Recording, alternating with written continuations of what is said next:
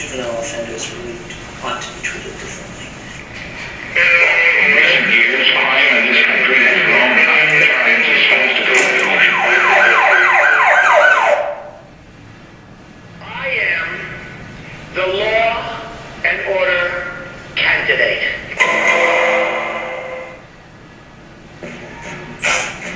I was going to a prison not too long ago, and I parked my car outside this prison, and this truck was there. And some of y'all who live in the South see these things all the time. And this truck was like a shrine to the Old South. It had all of these bumper stickers on it. It had the Confederate flags everywhere. It had the gun rock. Y'all know what I'm talking about. I went upside, and there was a white guard standing at the prison door when I got there. And he grabbed me by the arm and said, "Wait, let me ask you something." I said, "What's that?" He said, "Did you see that truck out there with all those bumper stickers and flags?" I said, "Yeah, I saw that truck." He said, "I want you to know that that's my truck." Really antagonized me. Baton Rouge, Dallas, Orlando, on top of terrorist attacks and crises abroad, the constant looming specter of violence, often tinged here at home with racial tension, has Americans on edge and has returned the theme of law and order to a prominence in American politics it has not held in decades. I was sitting there waiting for my client to come into. I'd never met this client before, and I was sitting there just angry. And the client came in, a young African-American man. I knew he had some mental health problems, but I didn't know much more about him. And this young man came in, he sat down, and he turned to me. The first thing he said to me was, quote, "Did you bring me a chocolate milkshake?" So I put my pen down and said, "Look, I'm sorry. I didn't know you wanted me to bring you a chocolate milkshake. Next time I come, if they let me, I'll bring you a chocolate milkshake." And this man smiled and smiled and smiled. He was terribly mentally disabled, horribly abused as a child. And our prisons violate international standards. Solitary confinement increases instability and violence in inmates and is considered by international law to be torture. But in America, it's not regulated by anyone except the prison officials. No judge, no jury. Juvenile court provides age-appropriate interventions that are designed to take advantage of the fact that the teenage brain is still malleable, that kids' characters are still forming.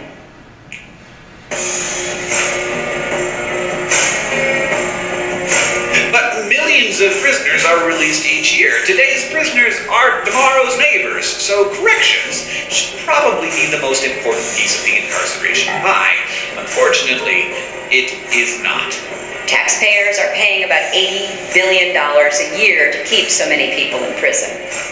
The price of incarcerating a single inmate is often more than $30,000 per year and up to $60,000 in some states. That's the salary of a teacher or a police officer.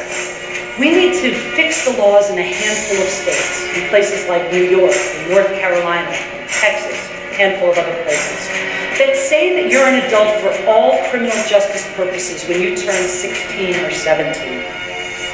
There's something really wrong about being considered an adult in the eyes of the court before you're old enough to vote or even to serve on the jury that convicted you. He said, "I'm going to tell you something." He says, "I think what you're doing is a good thing." And then he looked at me and he says, "I hope you keep fighting for justice. So I just want you to know I did something on the way back from the courthouse." I said, "What'd you do?" I said, "Well, I took an exit and I took your client to a Wendy's and I bought him a chocolate milkshake."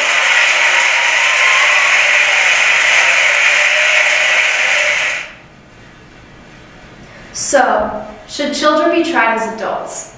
I think the correct assessment is no. Although there is wide public support for condemning these kids in the South, voters don't realize that the juvenile justice system is as safe and as an equally, or if not more, effective at rehabilitating these kids than adult prisons can provide. Crimes are crimes, and kids should be held accountable. However, it is wasteful and careless to send children to a place they do not belong. As over $60 million of taxpayer money per year is spent on these children that are psychologically and physically abused in the adult prison system. Children are not inherently evil at the time of their crimes. There's a disparity between puberty's dopamine hyperdrive and maturation's final work on the frontal lobe that churns out kids and makes them too reactive and too reckless to be considered coherent at the time of their crimes. There are programs like Peanut Butter and Jelly that work at the root of the problem, familial instability.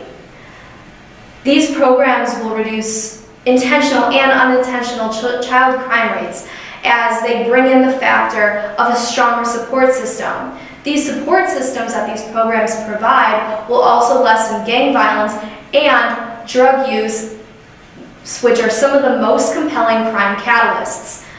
Eliminating mandatory sentencing laws and defining what and what isn't an adult with minimum age for adult prisoners will better define what is a reckless decision by a child and what constitutes harsher sentencing.